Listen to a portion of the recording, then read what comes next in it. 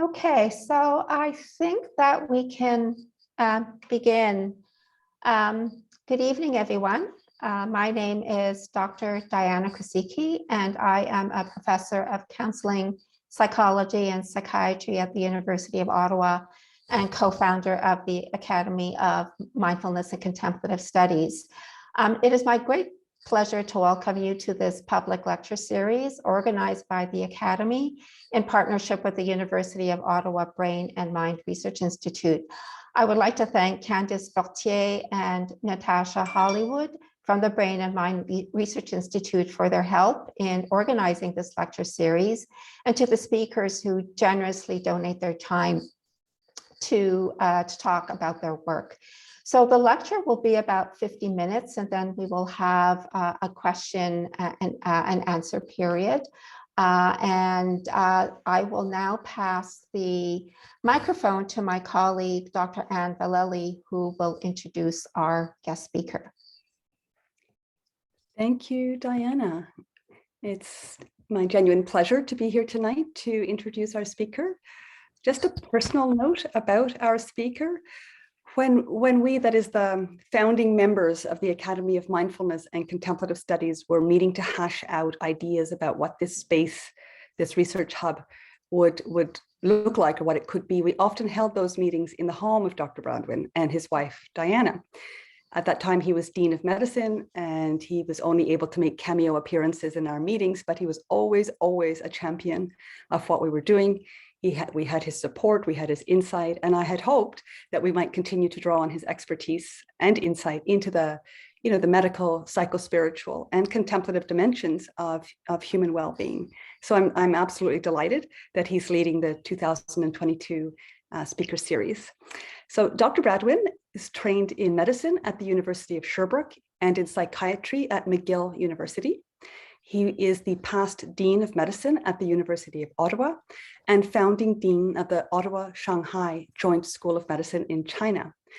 Prior to his appointment as Dean of Medicine, he served as the chair of the Department of Psychiatry at the University of Ottawa, psychiatrist in chief at the Royal Ottawa Hospital, and head of psychiatry at the Ottawa Hospital.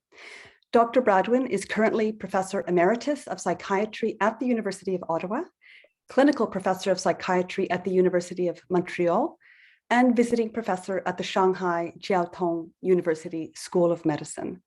He's been actively involved in psychiatric and mental health research throughout his career and has published over 180 articles and book chapters. Dr. Bradwejn is the author of the Intrinsic Practice, which is a focus to enhance well-being and happiness. And that is the focus of his talk this evening. So thank you so much, Dr. Bradwejn, for being here. Well, thank you very much, and for this very nice introduction. And I thank all of the leaders from the Academy for this invitation. I have very good memories of the actual birth and the whole process leading to its creation. And it was one of my nice memories and strategic projects. So I'm very glad to see it being very active and that it goes on. So let me just now start the presentation. So I'll share my screen and you tell me if everything is good here. So yes, so everyone sees the screen well. Good. So well, let me start with the usual formalities in terms of disclosure. I don't have any conflict of interest, non-financially, and of course, I created the method, so I'm attached to it and maybe biased, but it is not a commercial venture. The access to all of the material and that is online for the method itself, the Intrinsic Practice, is free. It's on open access. It's in the spirit of knowledge transfer and public service. So let me start with the background to the development of the Intrinsic Practice. It really began at the beginning of my career, and all along my career, I thought of developing a method that would serve wellness.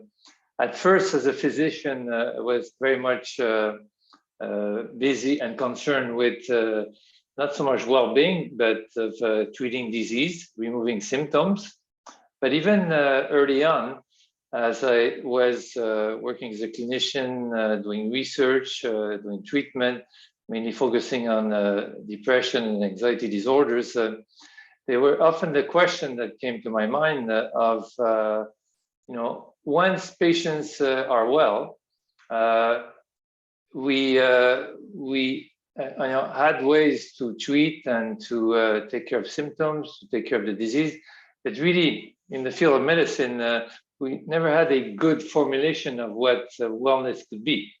And eventually provide tools that would enable to help staying well and prevent disease. So the question was at some point, would it be useful to have concepts of wellness and tools of wellness for patients who are in remission and to prevent any relapse?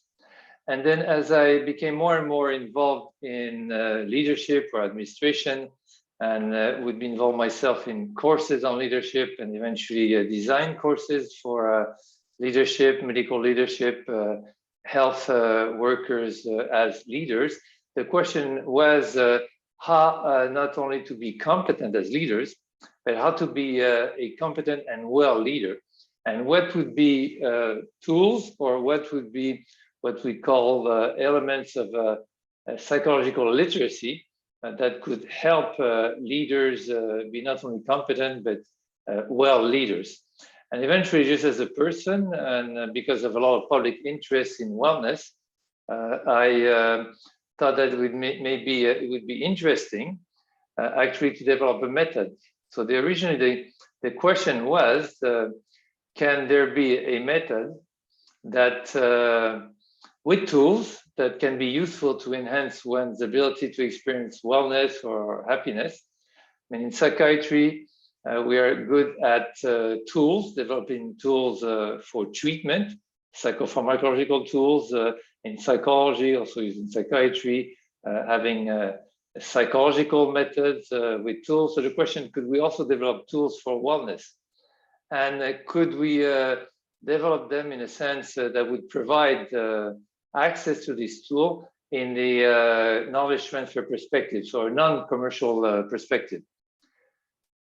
So I then thought that all the tools that were available, some that were very much evidence-based from psychiatry, psychology, neurosciences, or even in the field of leadership, but in addition also the tools that were well known from sources like philosophy, spirituality, and see whether we could organize these tools in a way that they could be learned, they could be used, they could be learned in an experiential fashion, because the field of wellness is a field of self-observation, self-change, self-transformation.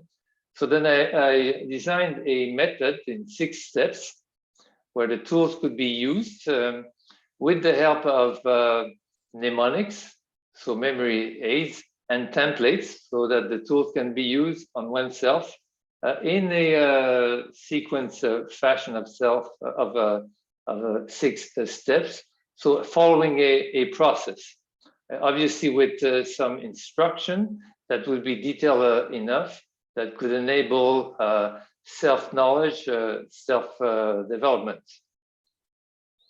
And so at first I wrote basically a paper, which I call the foundation paper, that would describe the steps, the tools, the templates, giving also some of the conceptual background and the health orientation, health or wellness orientation. And we sought copyright for this document. So basically, that is the method here of 6 steps. The first one is basically a step of engaging, committing to work on oneself, with scheduling, with some structure that would enable some time to learn and time to practice. So that's step number 1, which is called setting up my practice. And then step number 2 would be a step with tools to define what wellness or happiness might be. Because when we speak about wellness or happiness, these words have lots of different meanings for different people. So this first step enables one to actually, in a very personal way, describe what happiness may be for oneself, very personally, but around 5 elements that I will describe later. So that's step number 2. Step number 3 is basically how to observe and understand oneself in a multi-dimensional fashion along 7 dimensions that we'll describe also later. And step number 4 is understanding, observing, and understand the world we live in, situation by situation, on a longitudinal or more punctual fashion. And then step number 5 is how to envision what happiness could be in any situation of our life, very practically, so moment by moment, and envision what it could be instead of what it has been, if there were moments of difficulties or hardship. And finally, step number 6 is using techniques to transform, to go from what we do not desire to what we would desire and what we would have envisioned as happiness. So these are the 6 steps. So basically, if we look at the 6 steps, the first one is just a scheduling and practical step. But then the step number 2, defining my happiness, knowing myself, knowing my world, are basically observation and knowledge steps. And the last 2, envisioning my happiness or opting for my happiness, are steps of transformation. So transforming oneself emotionally, thought, self-concept, and so on. So observing, understanding, knowing, and then transforming. So along these 6 steps are specific tools that are defined or represented by mnemonics. So, and each of the words of the mnemonic represent a tool. So for step 1, which is setting up my practice, the mnemonic is start. Step 2, defining my happiness, the mnemonic is peace. Step 3, mindset, which is knowing myself. And step 4, world. Step 5, see, and then the last one, go. So after having written the foundation paper, which gives the outline of what the method is with the tools and the templates, then I wrote what are the instructions on the process, on each of the tools, basically a manual for use on instructions on how to go through the whole method and learn. So these were also copyrighted.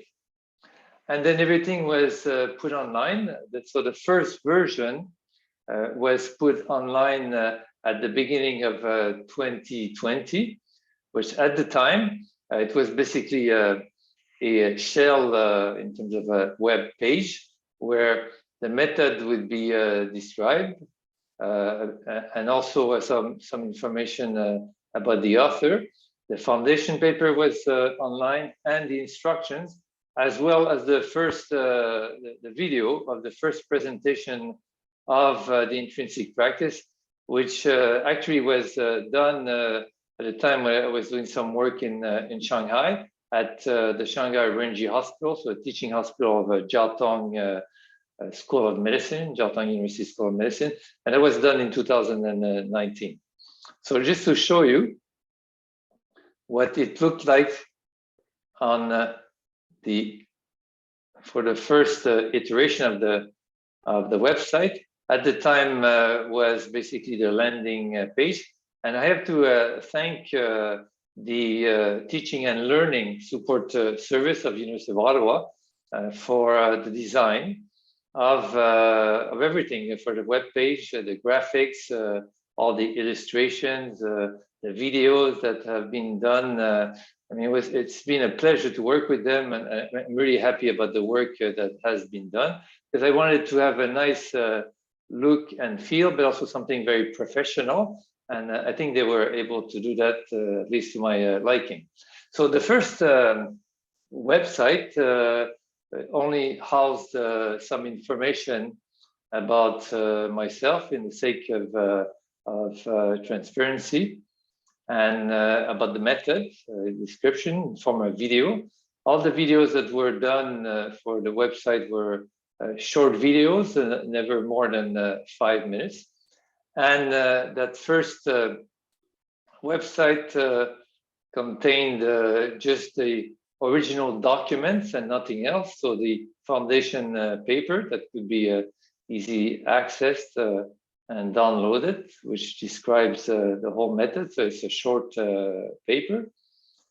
The instructions, and then just a workbook with all the templates that also can be easily downloaded. So all the different templates, which I will describe later on. So that was what's available at the time, in addition to the film of the first presentation, as I mentioned earlier, at Renji Hospital in Shanghai.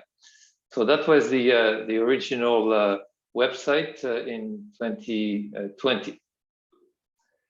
And so what we did at the time was to use these websites and the materials, the papers, to do what I would call informal field testing. So give it to individuals, mainly professionals, who would try the method on their own based on the 2 documents with the instructions and the templates, but also use it as a course material for a medical leadership training, which is a collaboration between Université de Lyon with uOttawa and Université de Montréal.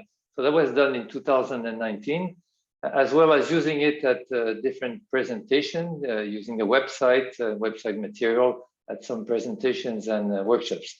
But what we did early on was to try to get a sense of people's access to the site and maybe use of the site, even though there wasn't much material on it, except the documents. And already early on, so that these are analytics that can be obtained from Google, which could give information about the frequency of access of a site, how many different uses of a site, the duration of use of the site, how many sessions, and so on.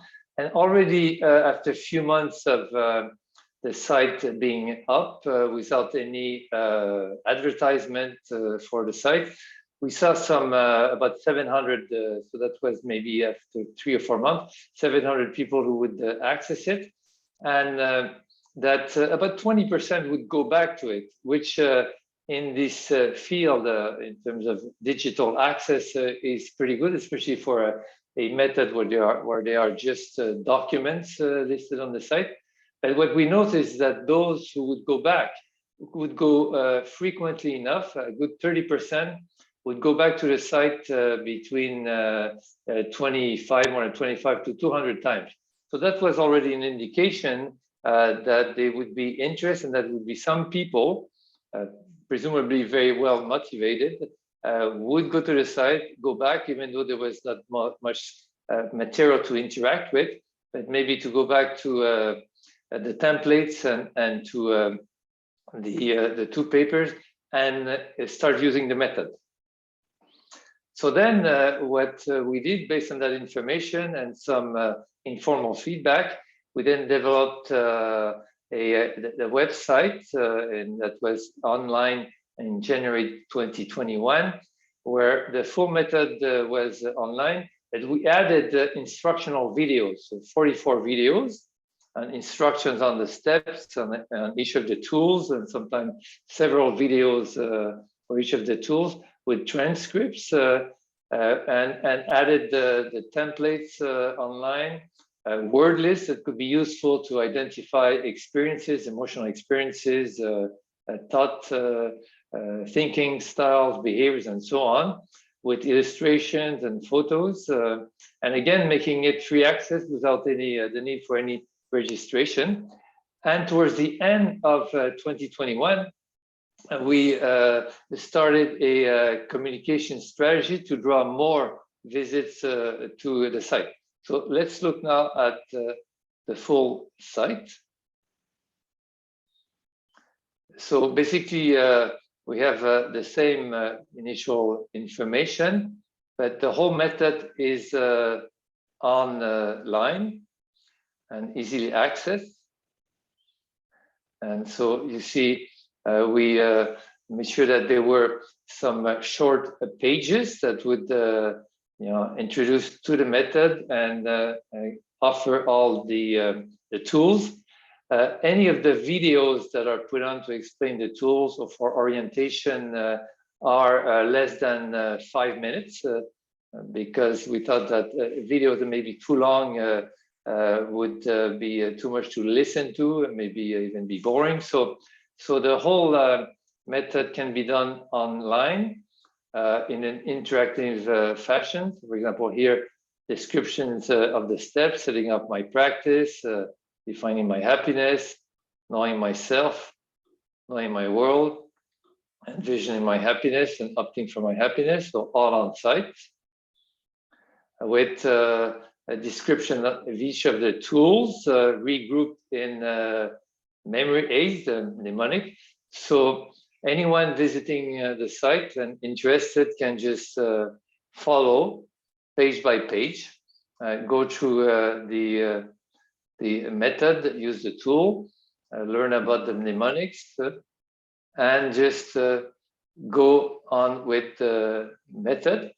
Some of the explanation and learning material is right on the site with some interaction. So for example, here through a questionnaire, which we could answer.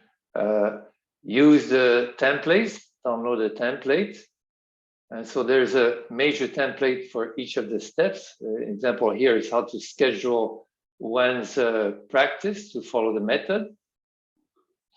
And just carry on watching videos on how to use the templates or the tools, and then continue on.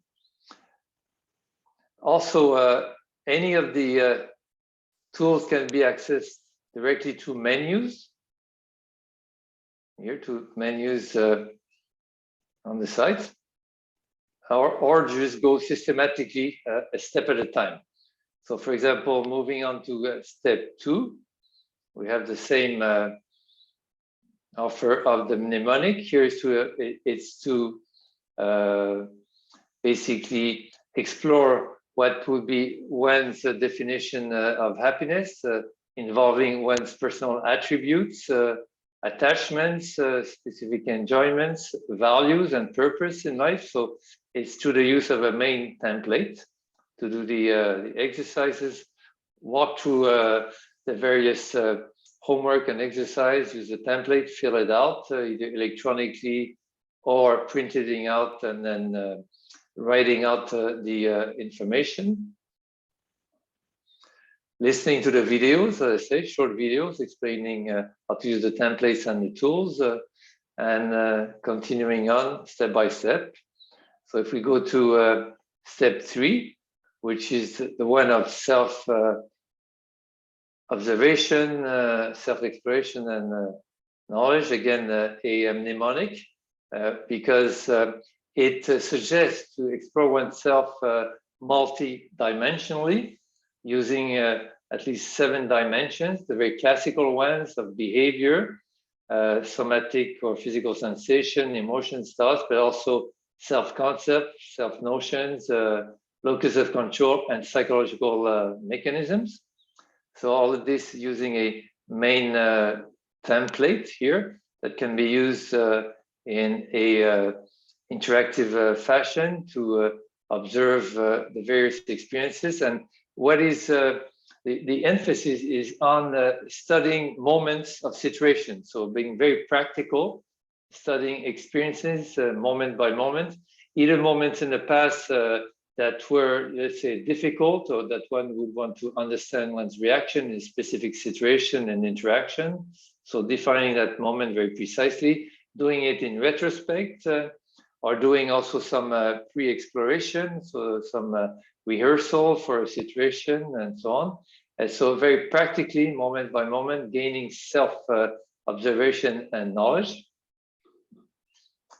And so that then moving on to what is step 4 is understanding one's world. So here we suggest 5 aspects of the world, a narrative aspect, its organization, and that especially useful for those who are in leadership or leadership training, understanding structures and governances, the various processes, either covert or less so, roles and responsibility, and relationships. And in the context of leadership, what may be conflict relationships that one would face as a leader. So you also have a specific template to work on that, to fill out more and more according to the tools, gaining information, exploration, information,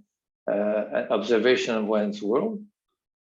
And then move on to step 5, which step 5 is basically being able to clearly evidence one's experience of a specific moment, a situation, an interaction with someone else, or a specific situations, different roles, where one could evidence what actually happened, and that was maybe non-wellness, so some difficult moments, and envision how a moment that is more conducive to wellness or to happiness could have been, and slowly define how envisioning it could have been, making it more precise along a multi-dimensional fashion. And then eventually I'll use the template to do so. So evidence what may be non-conducive to wellness and happiness, and envisioning what could be, to finally move to the more transformational step 6. Step 6 here, which is where one actually chooses specific techniques of transformation, very focused, whether at the thinking level, emotional level, the somatic level, behavior, self-concept and world concept, locus of control, and psychological mechanism. So choose specific techniques that can be used for practice, because often repetition is necessary for transformation. And so the website, oops, I have to go back to the website here. Just a moment.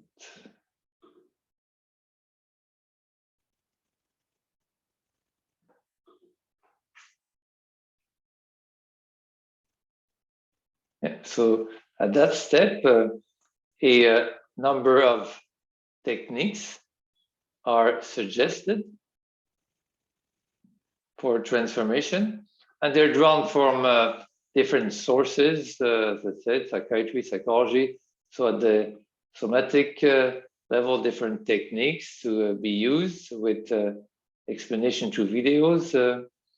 Same thing with emotional techniques, thought restructuring, behavioral, psychological mechanism, changing, shifting psychological mechanisms, going from denial, believing to acceptance, and so on, and focusing on a internal locus of control, and changing one's self-concept or self-theory. All of the techniques are also illustrated by short videos, and these are these techniques And step 6 is really open to include other techniques that one can discover or use for more transformation. So it's really open-ended at that level and inclusive of any technique, but within the context of a process and a framework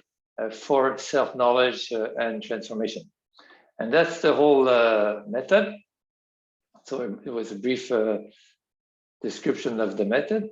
So what we have done since is to continue to use Google Analytics to try to have a sense of the usability and the feasibility of using a online material for as an offer, basically, of a method for wellness, and to see whether people would use it, how often they would use it, how much of the tools, many of the tools they would use, and would they do it sequentially as is suggested, and so on. So now looking at Google Analytics again, and this data that was gathered about 10 days ago, we're now at about, as of yesterday, actually, we're at more than 2,000 visitors with over now 11,000 page views.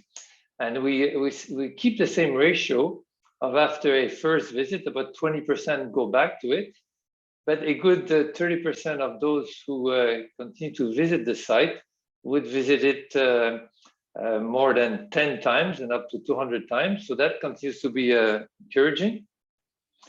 The visits during the sessions, the page views, actually show that those who go back and use the site frequently spend a good amount of time at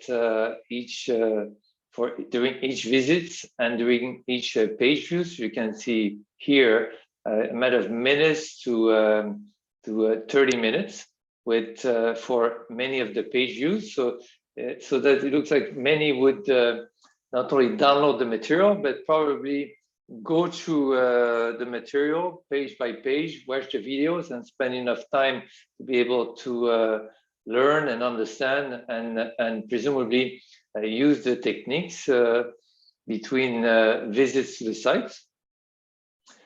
We have a sense of the demographics more recently. The age group actually visiting the site the most frequently are from 18 to 34, although that varies with the amount of exposure or amount of let's say, like publicity that we do through some of the Twitter channels or LinkedIn. More recently, we've made announcements through these social media, and that draws a younger crowd to the website. The question is that would visitors just go to the site punctually, or they actually go and interact in a sequential fashion? So Google Analytics tells us whether there are interactions that are sequentially for a good number of interaction in a, what we would say, in a fashion that seems to be a process. So if we look here, looking at visitors from Canada, you can see that from the starting page, they go to 1, 2, 3, and up to 10 interaction. It's around the 10th interaction that you see a drop off.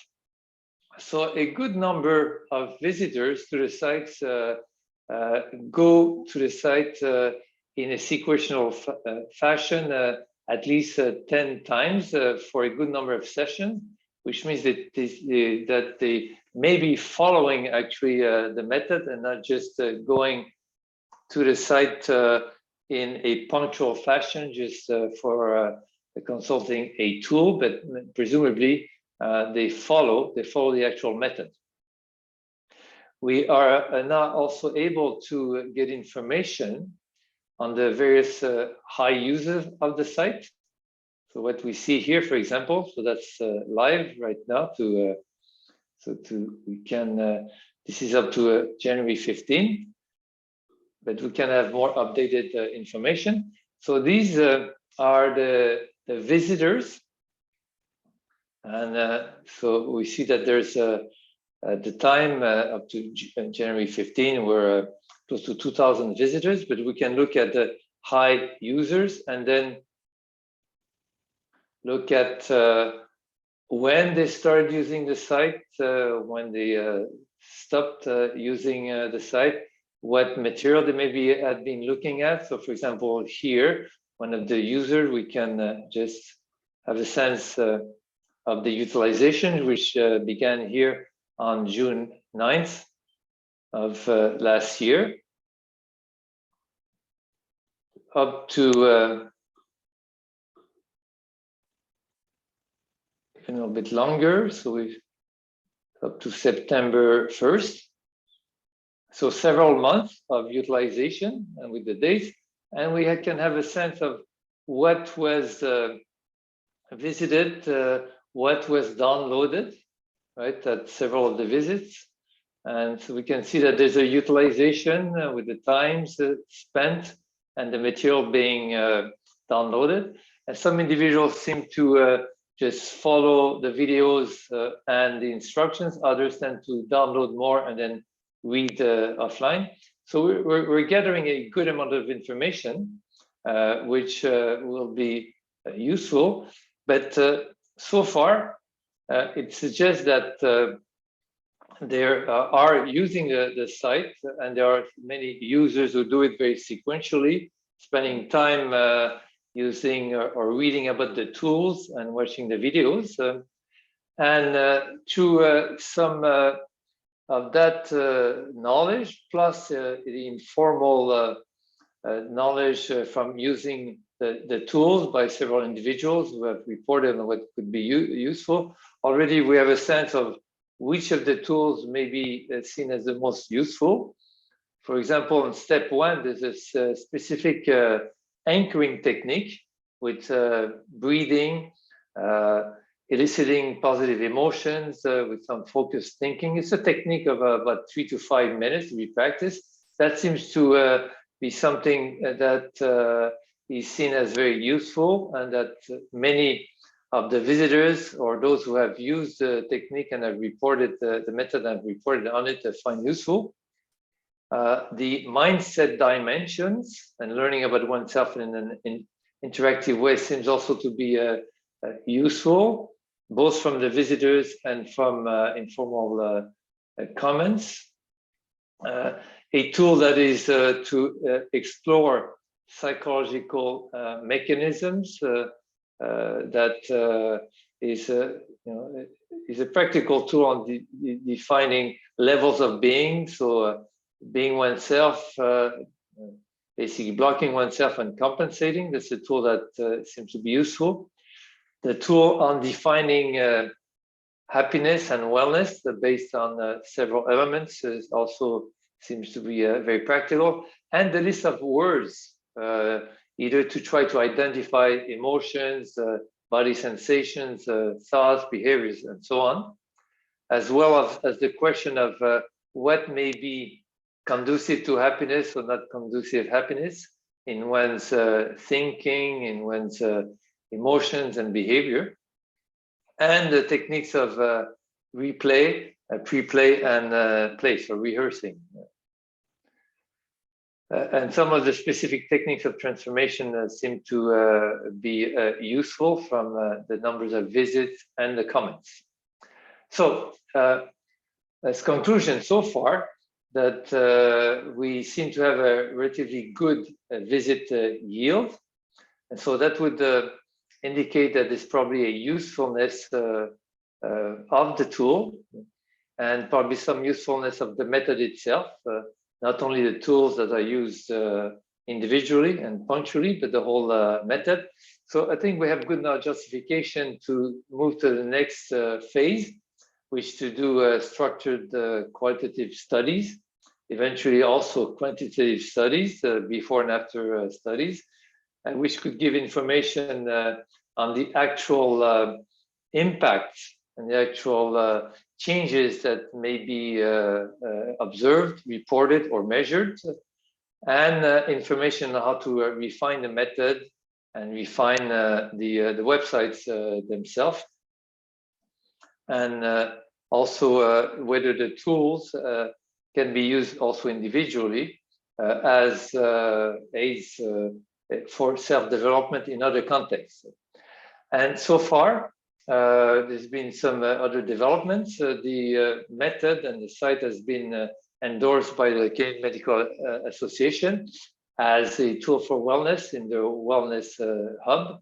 So if you go on their site, and they have a physician wellness hub, because there's quite a bit of interest in physician wellness and preventing burnout and other more severe problems. So the Intrinsic Practice is endorsed and recommended by this group, by the association. We also have an offering at the Institute of Professional Development of University of Ottawa.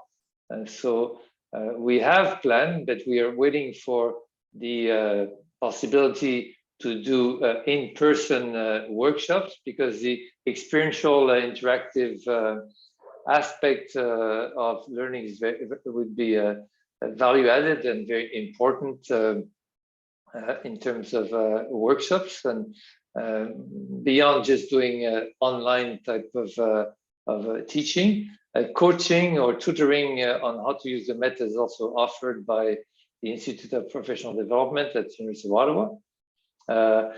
We also have developed with a continuous professional development organization called ASADIS, a course which will be online in a few days. Actually, we've done all the filming and the editing.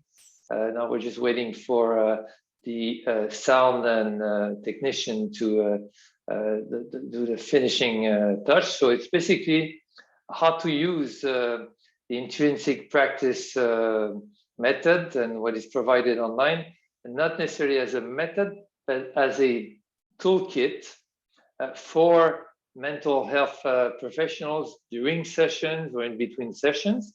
And so that's offered by ASADIS, that organization for continuous professional development, and accredited by the Ordre des Psychologues du Québec, but also the Canadian Council and Psychotherapy, Counseling and Psychotherapy Association, as well as the Canadian Psychological Association. So that will be online before the end, actually, of January, so very soon. And we're also now developing short videos and podcasts on real case illustrations of the use of the method. We're doing that now first with a grad student in neurosciences from Oxford University, Monica Tang, also developing now a version based on the method and the online material that would be more condensed for leaders to use in leadership training, especially for a health professional, and in the collaboration with the Institute of Professional Development at uOttawa, but also the Institute of Coaching that is based at McLean Hospital, affiliated to Harvard University. Also use the method to choose some tools and to provide a psychological literary course for coaches in training. And then eventually, once we refine the material and the site, proceed with translations in French, Mandarin, and Arabic. So that concludes the presentation on the method and all the material online.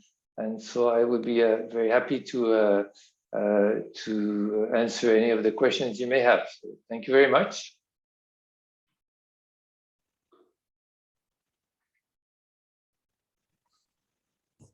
Thank you very much, Dr. Bradwejn. That's a tremendous amount of information, and I have a lot of questions myself, but Wondering how we're doing this. I think that if you have questions, that you'll put them in the chat, and my colleague, Dr. Catherine Colabert, and I will read them out loud for Dr. Bradwejn.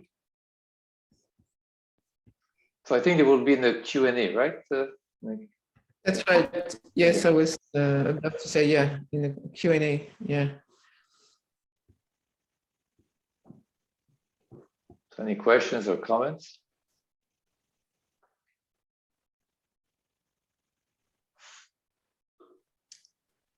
Could you describe how you would use this approach with a patient?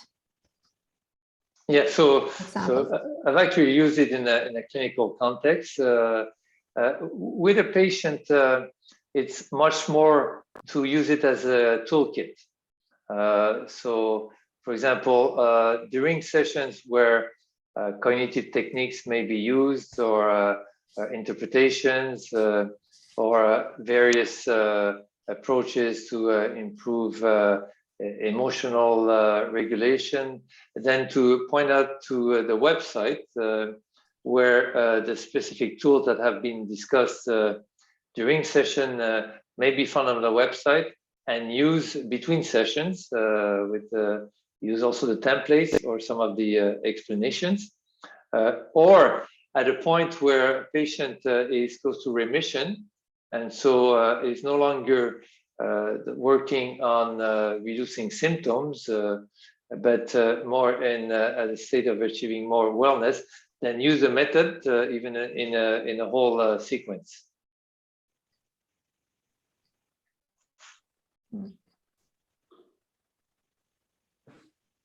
Okay, so some question now. So a question from Laurie.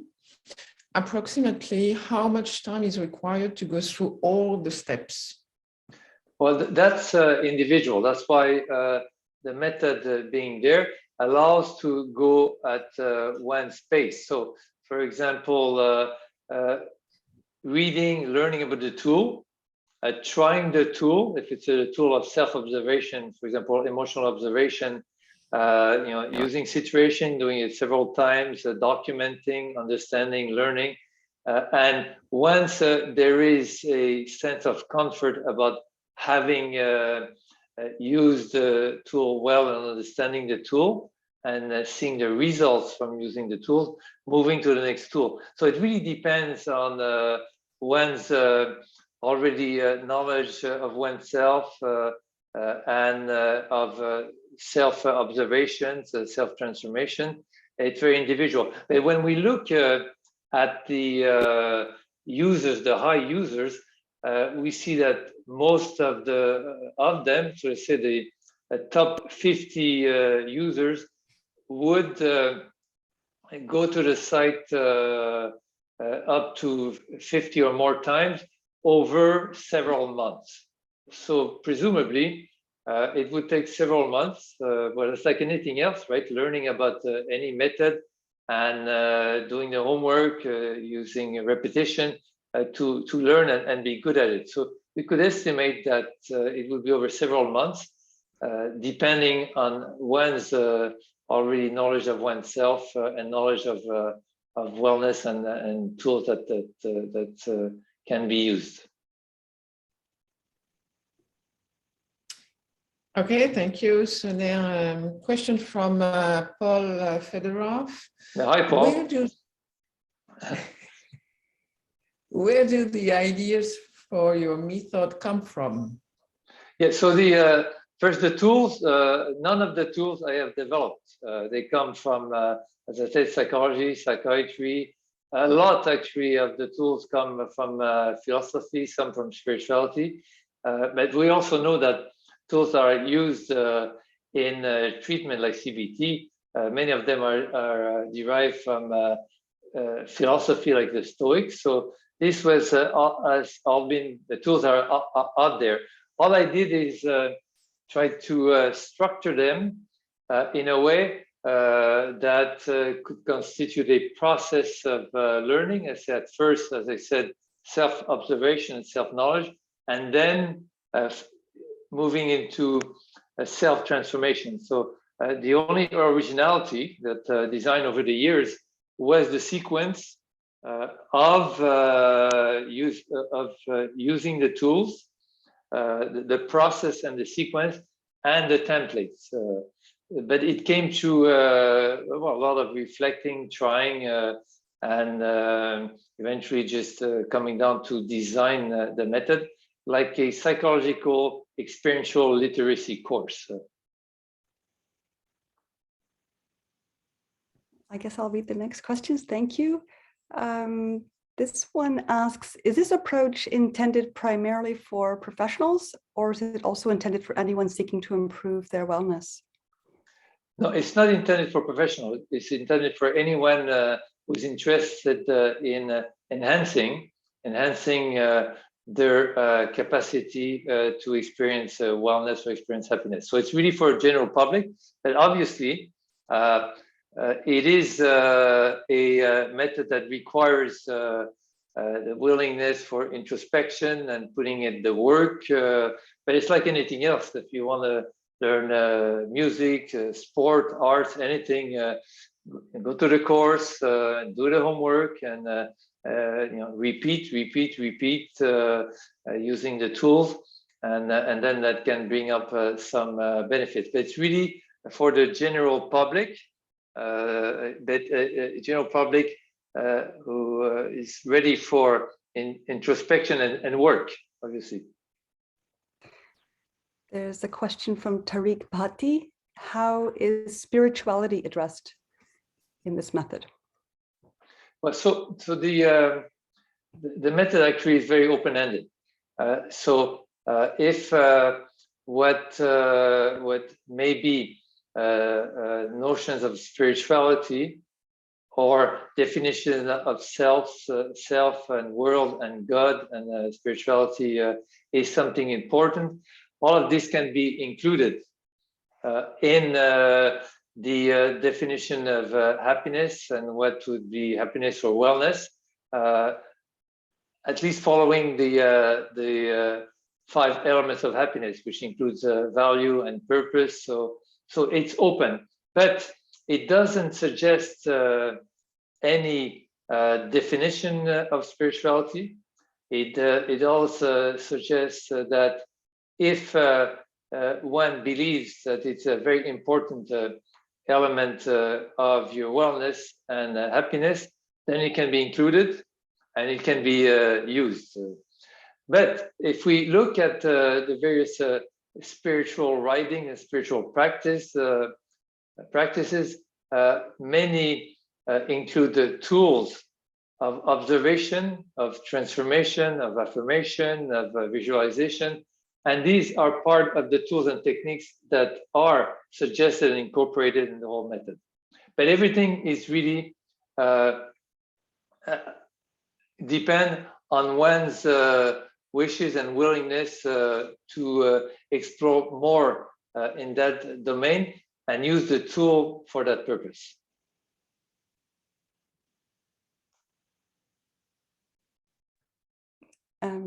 I can read the next question from Sarah Patterson.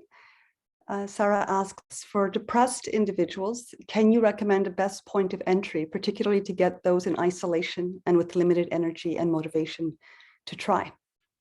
Yes, so what the intrinsic practice makes very clear is that it is not a treatment. It is not a treatment, it's not a therapy. There's no evidence that it can cure. And matter of fact, during the first step, there is a questionnaire, basically, to evaluate one's hardiness, one's capacity for self-observation and some self-stress through self-observation, and to make sure that if there are any evidence of symptoms of depression or anxiety, the method is not meant to treat these symptoms. It may be used eventually with a therapy after discussing with one's therapist or one's physician. It may be used eventually when one recovers from depression, but not initially because it is not a treatment. Now, some of the tools can be used, but that would have to be in the context of treatment that is meant to be curative. So it is not a treatment, and it's not to be used if one doesn't have the energy, the capacity, or if one is suffering too much. One would have to wait to be better, and eventually discuss with therapists if the method would be appropriate. Okay. Tariq Bhatti has a further question about spirituality. Is spirituality regarded as faith and religion, or religion, faith, religion? Well, so again, the method is neutral. The method is neutral, but suggests that one should have a clear concept of oneself, have a clear concept of one's world, define well what one's attachment may be. So attachment to people, to things, to ideas, right? To philosophies, to religions, and to make that very explicit and clear in one's definition of happiness. So it will not say what one has to believe in, or whether one has to be religious or not, but it says that one should make clear of one's beliefs and attachment, and make clear to oneself, and how they are incorporated in one's self-concept and concept of the world. Okay, thank you. Question from Maxime Lay. How can people help promote the intrinsic practice? Well, it's to use it themselves, and then if they find it helpful, tell other people that it may be useful. It's a method that is open access. It's free and will continue to be as such. And so the more attention can be drawn to it, more traffic to it, the more it may be useful for those who may benefit from it. So talk about it, and then invite people to go to the site. And that's, and I will be very grateful if you could do so. I'll read, there's a question, I think, in fact, it's been answered, so maybe I'll read two together. It's Sheila Balati asks, could I use this for discovering, could I use it for discovering myself, using as a patient to become happy? How and when will it be available to the general public? So as far as I understand, it's available already, but I'll let you answer. But another question then is, isn't this method limited to highly educated computer literate segment of the population? And are there ways of using it for, the less well computer literate segments of the population? Yes, you're right. So at first, we would say that it would be for people who are introspective, are willing to put in the effort, have enough discipline to do it. But that's why now we are developing what may be lighter versions of the method, or maybe extract some of the tools that may be more useful to be used on their own, and maybe to be packaged in a lighter version. So for example, that simple tool of anchoring, which takes 3 minutes, so following a video, learning how to breathe from the abdomen, relaxing, eliciting positive emotions, focusing the thought. This seems to be quite useful for many people, whether they are educated or not, or introspective or not. So there are some of the tools that seem to be easier to use and practice, and maybe benefit. So anyone who would want to help certain population may just choose some tools and use the tools individually, and maybe not require the whole method to be followed. Okay, thank you. Question from Laurie. Have you had, sorry, have you had any feedback yet from people who report feeling happier after completing the method, and if their happiness lasts? Yes, I have. So originally, at the stage where there was only the paper, so the foundation paper and the written instructions, several individuals have used it. Some were who had participated in some of the workshops, others who had just found out about it, and gave me comments, comments on the usefulness, on how it made a difference in their life. Some said it made a real difference in how they felt, and which of the specific tools were the most useful. So yes, I have gathered this information, and what we need now is to do the, as I mentioned, to start to do much more structured qualitative and quantitative studies before and after using the method, and with a follow-up several months after using the method to see whether the method continues to be useful, if some of the tools continue to be useful, and if the effect is lasting.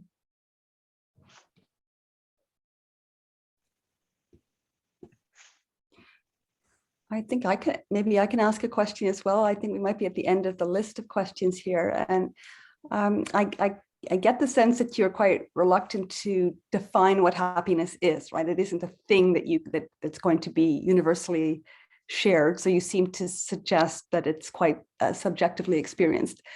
I am wondering though, if there's anything foundational in your method that says that this is the source of human suffering. For instance, we find that, in the religious traditions or the wisdom traditions around the world, that egotism, for instance, self, is a source of suffering. And then maybe you don't want to identify that now, but I'm wondering with your method, perhaps when you start doing the research, you might be able to point to what is it that makes people happy, or what is it that is the cause of human suffering. So that's one question to follow up on China. I'm just wondering, is there cultural differences in understandings of happiness and suffering and self? Have you found some cultural differences already since? Yeah, so the method will not define what happiness is, but it will strongly suggest to do a very specific individualized definition, at least to 5 elements. One, from one's personal attribute and personal strengths or assets, right? So one specific character. And that varies from one person to another. So that needs self-exploration, self-definition, sometimes with the help of people who know us. So one is the one's asset. Second, one's attachment, right? Which could be to people, to things, to pets, to ideas, to philosophies. Make that very clear. What are one's pleasures, healthy pleasures, and then values at the value level and purpose level. So it says you may get to a clearer definition of what wellness or happiness is, at least through these elements, right? And because happiness, if it's defined only as a fleeting experience, right, may not be as useful as a definition if it is much more multidimensional and broader from the physical, the attachment, who we are, and the more say transcendent elements such as values, purpose, and even more. So it suggests at least use these 5 elements. But if you have other elements to add, you're free to do it. Then the definition of pain, again, is for you to discover.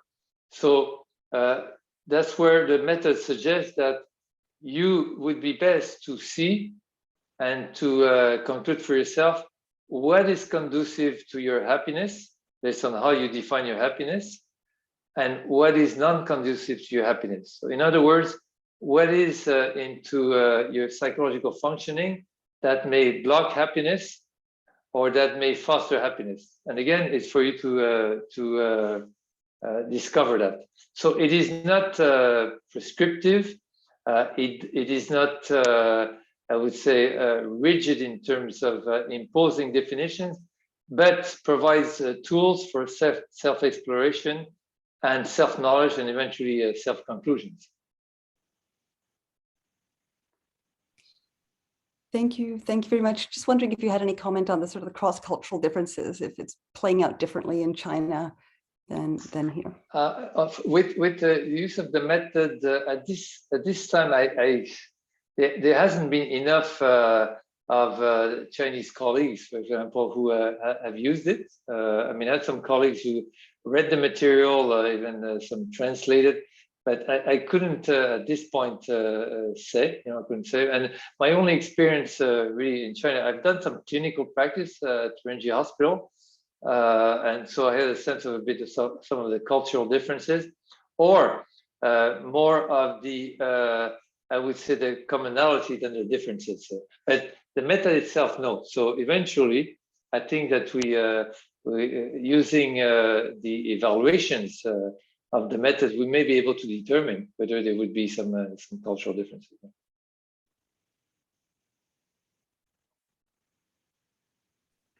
Okay, I have a question.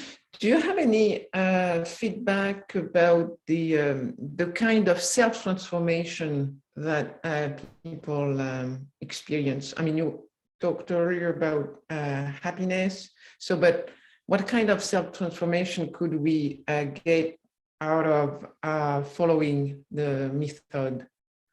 Yeah, so I could give you an example. The self-transformation within the method is suggested to be very specific, right? Very specific along the defined dimensions. So, for example, at the physical level, if one determines that some physical sensations, whatever it may be, through observation, through using the tools of the method, maybe some sensations, maybe a way of breathing, maybe not being in shape enough, then the transformation is very specific on how to address that dimension of experience, right? And again, very practically, moment by moment, use the techniques that would improve the experience at that dimension. So if it's the body, what can be done, what technique can be used to have a sensation of the body that is more conducive to happiness, according to one's observation, than non-conducive. Same thing in terms of emotionality. So if one notices that in specific situation, it's anxiety, it's fear, it's anger, then the method offers tools to cultivate what may be affects that are conducive to happiness. It could be joy, it could be serenity, it could be trust, it could be security, and cultivate those and let go of those which have been non-conducive to happiness. So the anger, the negative emotion. So cultivating what is considered to be good for one's happiness and letting go of what hasn't been. So again, very specific, dimension by dimension. Same thing for thought style. So whether in fact-finding, in cognitive processing, if a certain thinking pattern has been to catastrophizing, well, use the techniques of being able to be more constructive, optimistic thinking, more perspective, and so on. So these are the techniques that again address that dimension, or the thought dimension that has been observed to be non-conducive to happiness, and cultivate the one. So the element of cultivating and letting go of what has been non-conducive. Not simply, I'm angry, I want to be less angry, or I don't think right, I want to think less, to do less of the negative, but cultivate what would be conducive to happiness, and therefore do less and less of what wasn't. Same thing with self-notion, locus of control, and so on. So very specific, and that's what do with repetition could enable transformation. More question. Okay, so a question from Suzanne. It would be great to have questions answered, even though it may be a repetition of parts of a dense introduction. Please do. Okay. Okay, please do not dismiss questions. I think it's worth repetition. Yeah, okay. So question from Laurie, will there be the opportunity to volunteer as a participant when the qualitative research begins? Yes. So we will, in a sense, publicize and invite, participate, so potential subjects for the study, qualitative study. So, of course, we have to write the protocol, get ethics approval, and so on. But yes, we will publicize that on the website and also through social media.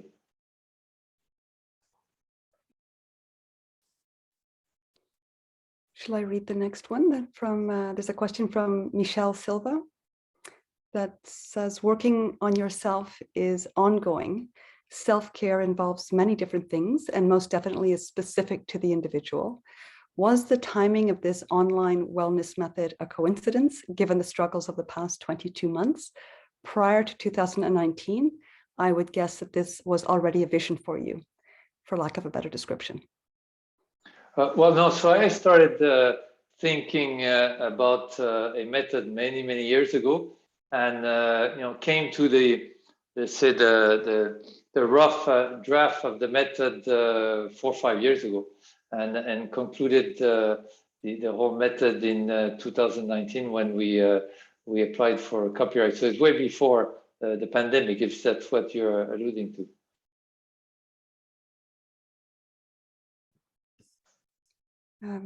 From Argava and Neptun, thank you very much for putting this great talk together. And I'll just read the last comment here from Maxime. I have used intrinsic practice to prescribe happiness to myself. So we have somebody in the audience who's already put this into practice. So that's interesting. Yeah, it's just a comment, not a question. Thank you. I think that's it for the questions. Great, thank you. Maybe I have Sorry, Diana. No, do you have a question, Catherine? Yes, I have I have a question. Yeah, I was wondering in the course of self-exploration. So people have a certain understanding of what happiness is. They have their own conception of happiness. But it's a sort of maybe a priori conception or definition of happiness. And then they're doing this work of self-exploration. And so I suppose that it's possible that the definition of happiness at the outset of the process undergoes changes. Over the process, thanks to actually the self-exploration. Yes, well, precisely, and so the method can be seen as a cycle, right? That one would go back as needed, but not only that. I didn't have time to talk about all the tools, but there also a use of the tool, like the mindset tool. In a retrospective, right, longitudinal fashion, through drawing. There's another tool in there. It's called a life chart, where one would basically rate and make notes of one's past from very early on. So every 5 years, let's say, at 5-year-old, 10 years, as much as possible in retrospect, and observe and document in retrospect what the experiences, what the highest moment of wellness or happiness, the lowest moments, have the chart done and document what was going on to the extent that it was possible to the time see. But in retrospect, we sometimes see more of our past and what was happening around us in our family, socially, and so on, and in a sense, be able to have longitudinal observation and conclusion. But as one would use the method again periodically, then yes, it gets deeper or maybe even broader, but also sometimes looking at the various roles, right? It could be a role as a person, a family member, a boss, a citizen, a spiritual practitioner, and using the tools for self-observation in the different roles, then the definition gets broader and deeper, obviously, and changes and can change.